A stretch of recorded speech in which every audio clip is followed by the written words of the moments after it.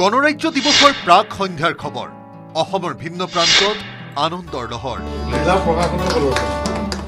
ঘোষিত হল 2025 বৰ্ষৰ পদ্ম সন্মান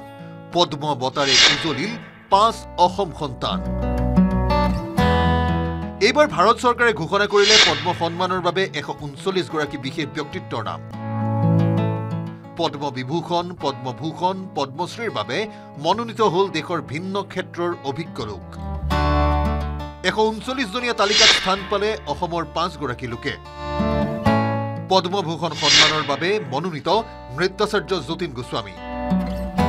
পদ্মশ্ৰী লাভ কৰিলে 4 গৰাকীয়ে কলা সংস্কৃতি শিতানত ৰেবকান্ত মহন্ত আৰু জয়নাচৰণ বাথাৰী সাহিত্য শিক্ষা শিতানত অনিল কুমাৰ বড়ো আৰু গীতা উপাধ্যায়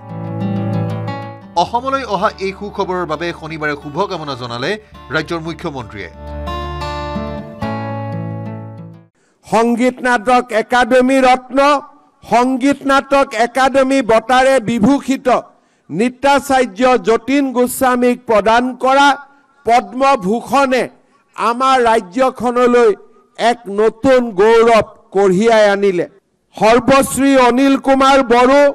শ্ৰীমতী গীতা উপাধ্যায় জয়চৰণ বাথাৰী আৰু ৰেবকান্ত মহন্ত ডাঙৰীয়াক ভাৰত চৰকাৰে পদ্মশ্ৰী বঁটাৰে সন্মানিত কৰিছে পদ্মভূষণ শ্ৰী যতীন গোস্বামী আৰু পদ্মশ্ৰী সন্মানেৰে আমালৈ গৌৰৱ কঢ়িয়াই অনা আটাইকেইগৰাকী মহিৰোহক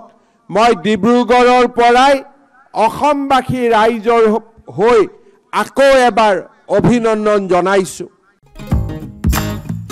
পদ্মভূষণেৰে বিভূষিত হোৱা জীৱন্ত কিংবদন্তি যতীন গোস্বামীৰ ঘৰৰ পৰিৱেশীয়া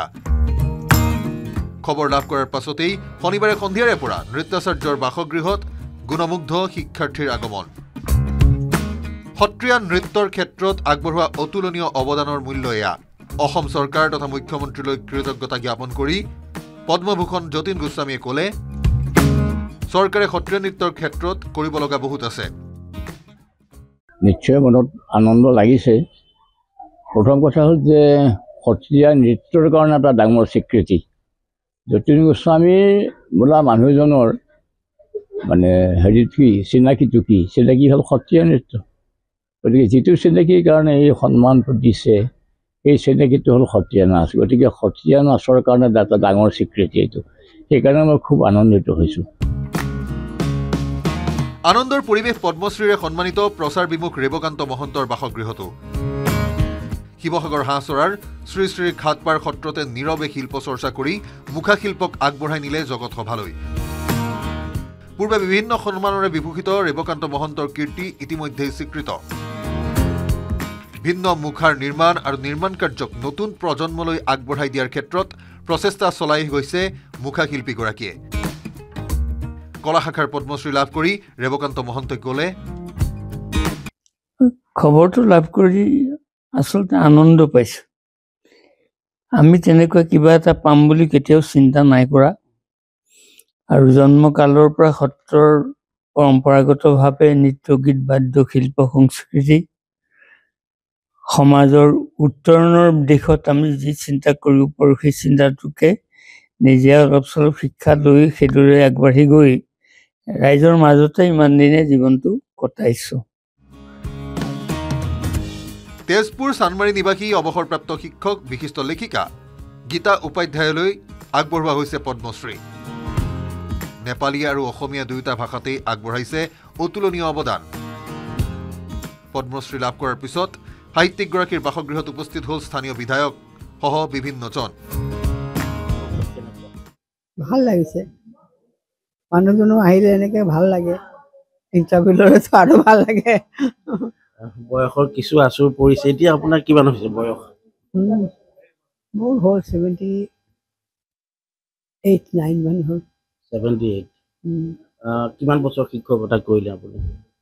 30 বছৰ কৰিলোঁ তেজপুৰবাসী আনন্দিত আৰু গৌৰৱান্বিত ছবিলাল উপাধ্যায়ৰ দৰে এজন মহান ব্যক্তি যিগৰাকী ব্যক্তিয়ে ভাৰতৰ স্বাধীনতা সংগ্ৰামত জপিয়াই পৰিছিল তেখেতৰে নাতিনী পদ্মশ্ৰীৰে বিভূষিত হৈছে গুৱাহাটী বিশ্ববিদ্যালয়ৰ অধ্যাপক অনিল কুমাৰ বড়ো। সাহিত্য আৰু শিক্ষা কীৰ্তিৰে সমাজলৈ আগবঢ়োৱা অৱদানৰ বাবে ভাৰত চৰকাৰে আগবঢ়ালে পদ্মশ্ৰী সন্মান। খবৰ লাভ কৰাৰ পাছত সাহিত্যিকগৰাকীয়ে ক'লে,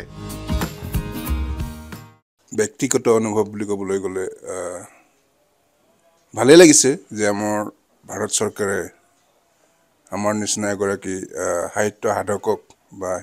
শিক্ষাৰ সৈতে জড়িত ব্যক্তিক যোগ্য বুলি বিবেচিত কৰিছে। প্ৰায় পদ্ম সন্মানৰ বাবে প্ৰায় 104জন আছে লিষ্ট মই দেখিছোঁ। এই 100জনৰ ভিতৰত মোকো যোগ্য বুলি বিবেচনা কৰিছে। তাৰ বাবে মই